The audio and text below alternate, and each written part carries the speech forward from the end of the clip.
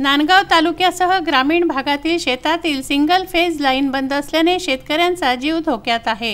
गेल्या 1 वर्षापासून विद्युत कंपनीचा मनमानी कारभार सुरू आहे। या कारभाराला शेतकरी कंटाळले आहेत। शेतकऱ्यांचं म्हणणं आहे की आम्हाला पहिलेच रात्रीचा वीज पुरवठा दिला जातो, तेव्हा ओलीत करण्यासाठी घरून रात्री 8 वाजता जावं लागतं। शेतकरी शेतात फेजची वाट पाहतो, पण बरेच वेळा वीज पुरवठा दिलाच जात नाही। ऑफिसमध्ये संपर्क केला असता उद्या सुरू होईल, आज सुरू होईल अशी फक्त आशा दाखवली जात आहे।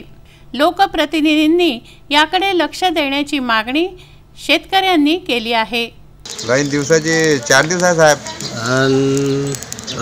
रात्रीचे 3 दिवस। रात्रीचे 3 दिवस। किती वाजता येते रात्री लाईन? रात्री 12:30ला लाईन येते।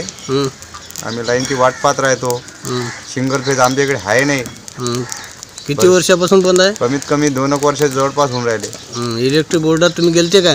काय गेलो तर कोणी ऐकत नाही, कोणाची नाही। काय हो, काय म्हणत काय ते काही ऐकत नाही। काय बोलावं त्याच्यानी, एकटा माणूस काय करणार आहे। रात्री किती वाजता घरून निघता? रात्री आता 10 वाजता घरून निघतो आम्ही, जेवण खाऊन करून, थंडी बनून ताप करून बसावं लागते जंगलातनी। रोई डुकरं येते तर सरपटणारे प्राणी, नीलगाय, डुक्कर अशा प्राण्यांपासूनही शेतकऱ्यांच्या जीवाला धोका आहे। अशात वीज नसल्याने शेती कशी करावी असा प्रश्न शेतकऱ्यांपुढे आहे।